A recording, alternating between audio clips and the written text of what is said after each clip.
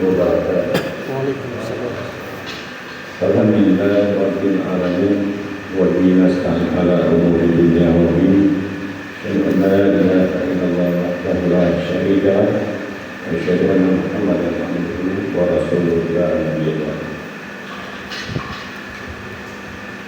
Kembali kita bersyukur dari Allah SWT pada subuh yang berbahagia ini. Allah masih membangunkan kita, menyempatkan kita untuk dapat salat berjamaah, dan kita berdoa semoga salat kita itu diterima dan menjadi pemberat amal kebaikan, timbangan amal kebaikan kita di akhirat kelak. Amin ya rabbal alamin. Sahabat salam kita sanjung sajikan kehadiran Nabi besar Muhammad sallallahu alaihi wasallam beserta keluarga dan sahabat sekalian. Kemudian di masalah subuh yang dirahmati Allah, dalam waktu singkat sekitar 50 menit ini, coba kita tadabbur sedikit ayat. Ada sepotong ayat yang setiap hampir rata-rata di ayat Al-Quran itu ada disebutkan. Tadi Pak Imam juga membacakan. Bismillahirrahmanirrahim. Waj'alna sam'a wal absara wal af'idah qalilan ma tashkurun. Allah menciptakan mata, telinga, pendengaran, penglihatan dan kalbu hati, tapi sangat sedikit sekali orang yang bersyukur. Sudah jemaah salat subuh yang dirahmati Allah. Ketika Allah menciptakan makhluk yang namanya manusia, maka ada makhluk lain yang iri, yaitu iblis. Maka dia mengatakan ketika Allah menyuruh semua bersujud, malaikat bersujud, yang lain mungkin ada juga bersujud, tapi iblis enggak. Kenapa? Karena kata dia, ana khairun minka, saya lebih baik dari dia. Jadi iblis itu menganggap dirinya lebih baik karena diciptakan dari api. Sementara Adam, kita manusia, nenek moyang kita dulu diciptakan dari tanah. Bapak Ibu yang dirahmati Allah, dalam hal ini Allah memberikan Adam akal. Akal ini tidak semua diberikan kepada makhluk, hanya kepada manusia. Inilah sebuah keistimewaan yang luar biasa. Penggunaan akal ini diharapkan bisa maksimal, bisa membuat manusia itu tetap berada di track menuju ke jalan yang telah ditetapkan Allah.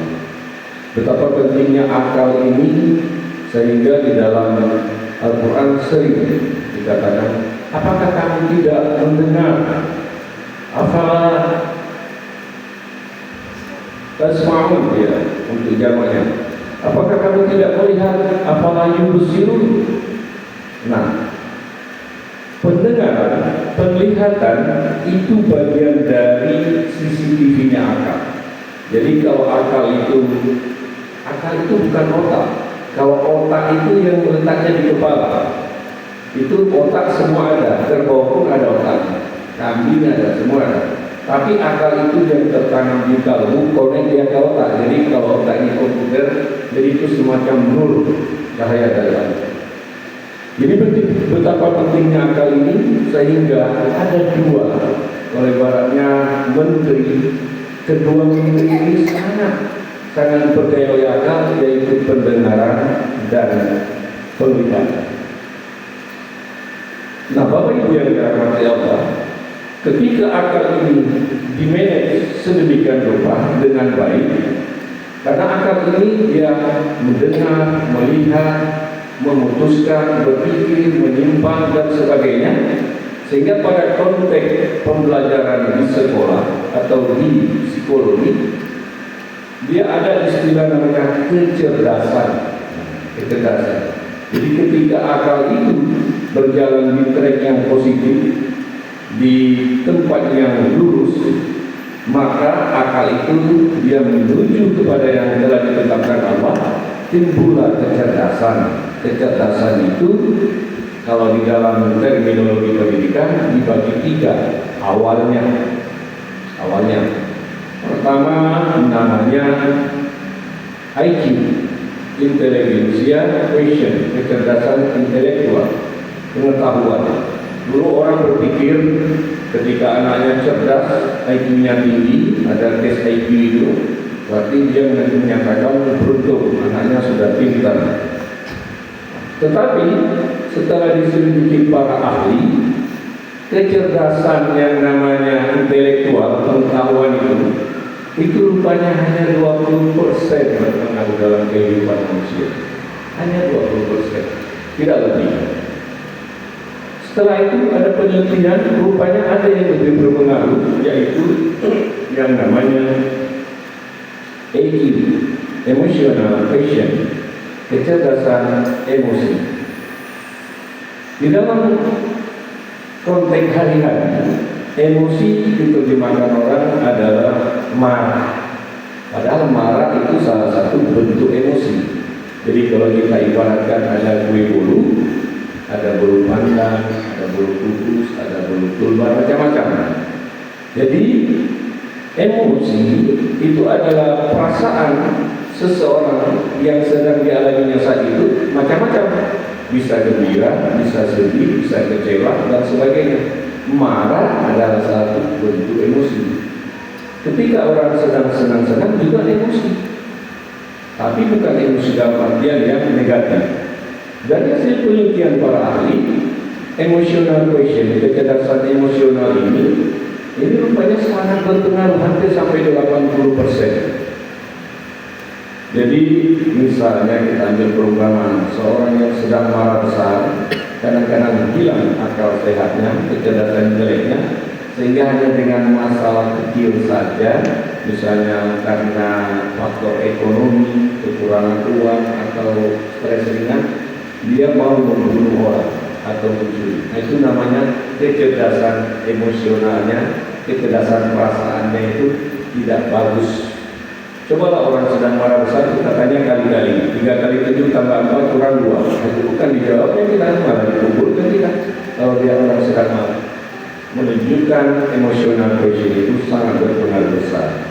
Orang yang sedang berbunga-bunga pun sedang gembira, dia kadang-kadang hilang juga akal kecerdasan inteleknya. Bapak Ibu, ada kecerdasan ketiga, ini yang sering disebut ahli, SQ, namanya spiritual quotient, kecerdasan di dalam beragama, kalau disingkat. Jadi kita kaitkan dengan ayat tadi, betapa banyak hari ini, mungkin sebelum-sebelumnya orang kecerdasan dalam beragama ini yang perlu ditingkatkan. Sudah diterangkan oleh para ustaz ulama kita, man shama ramadhana imanan wa ihtisaban ghufira lahu ma taqaddama min dzambi. Dan siapa berpuasa pada bulan Ramadan dengan hati-hati sekali, dengan penuh perhitungan, sabar, dihitung, diperkirakan sekali betul-betul, maka diampuni Allah dosa-dosanya yang telah lalu.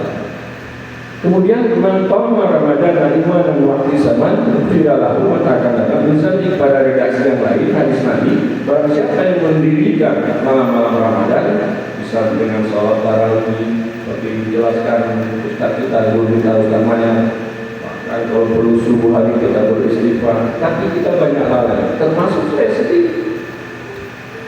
Nah, betapa kecerdasan spiritual ini sangat penting sekali, karena kecerdasan intelektual dan emosional tadi, keduanya ini dibungkus oleh kecerdasan spiritual. Kalau kata Pak Habibie, kalau saya tahu bahwasanya begitu pentingnya ilmu agama ini, kecerdasan spiritual ini, rasanya saya lebih bagus dari dulu masuk pesantren, kemudian baca Al-Quran, mendalami, mentadaburi. Rupanya Habibie dengan kejujurannya itu pada akhirnya dia kembali mengakui bahwasanya kecerdasan spiritual itu jauh lebih dari segala-galanya. Ada beberapa aplikasi yang bisa kita aplikasikan dalam kita sehari-hari. Misalnya kecerdasan spiritual itu adalah ketika kita misalnya datang lebih cepat pada subuh hari, kita melakukan salat sunnah 2 rakaat, dapat kita lakukan salat sunnah fajar sebelum kita salat wajib ini. maka katanya itu lebih baik dari seisi dunia dan seisinya. Jadi kalau ada Elon Musk, orang Amerika yang punya kekayaan sampai 2.000-3.000 triliun itu nolnya 12 Bapak Ibu. Kalau dibelikan misalnya beras mungkin dari sini ke kampung lain pulang balik agak 100 kali masih tetap banyak duit. Tapi dengan hanya 2 rakaat salat sunat sebelum salat subuh itu lebih bagus daripada satu dunia beserta isinya. Misalnya lagi di malam hari ketika kita mau tidur malam kita baca doa Bismika Allahumma hamdu wa ahyaya, gitu ya Pak. Kalau yang biasanya orang Bismika Allahumma ahyaya wa hamdu, saya ingat sekali ceramahnya Pak Ustaz Maya, sebenarnya Mahmud wa Bismika Allahumma hamd wa ahya. Jadi hamd itu mau mati, tapi dalam konteks kita tidur. Ahya itu hidup, jadi bangun. Jadi dengan namamu ya Allah aku tidur, dengan namamu ya Allah aku bangun. Jadi ketika kita di akhir membaca ayat itu, membaca doa itu, kita tutup dengan kalimat La ilaha illallah. Dan itu kita tidak bisa bicara lagi. Kita tidur dengan kalimat penghabisan La ilaha illallah. Ketika kita tidur itu Allah tidak balikkan arwah kita, maka kita meninggal dalam kalimat La ilaha illallah. Dalam satu hadis dikatakan barang siapa di akhir kalimatnya adalah La ilaha illallah dakhalal jannah, pasti kita tambah sedikit. Jadi kita baca doa tidur, tapi kita ucapkan kalimat tauhidnya itu. Setelah itu jangan bicara lagi tidur kita. Karena tidur itu proses Allah mengistirahatkan kita, kemudian pelan-pelan ruh kita itu dikeluarkan dari badan kita. Jadi ketika kita tidur, Allah genggam ruh kita itu. Kalau Allah balikan, bangunlah kita, dibangunkan Allah. Kalau Allah tidak balikan lagi, maka kita tidur panjang selama-lamanya. Bapak Ibu, 3 kecerdasan ini saya pikir ini bagian dari pembahasan agama kita. Tapi ada satu lagi yang juga menggelitik kita hari ini. Ada satu lagi kecerdasan buatan yang hari ini disebut AI. AI berarti Artificial Intelligence, kecerdasan buatan. Kalau dalam istilah di Indonesia kan AI tulisannya dibaca AI, akal imitasi. Betapa hari ini AI ini menggemparkan dunia. AI sudah melingkup mencakup kemana-mana. Hari ini orang kalau masak rendang ditanya sama tetangga, apa rumus cara-cara membuat rendang yang enak? Misalnya dia beli ilmunya, dia saja beli daging, beli santan, bumbu ini buat bagaimana membuat keripik ini yang supaya gurih, renyah, nggak ada keras. Beli dia ilmunya, saja dia ilmu itu diiris, padahal ada sesuatu yang disembunyikan. Tapi hari ini Bapak Ibu, kita buka HP, kita ketik cara membuat keripik yang gurih, langsung keluar. Kita dalam YouTube, tapi itu sisi positifnya, ada juga sisi negatifnya. Bapak Ibu mungkin tidak cukup waktu, nanti kita bahas di kesempatan insya Allah. Assalamualaikum warahmatullahi wabarakatuh.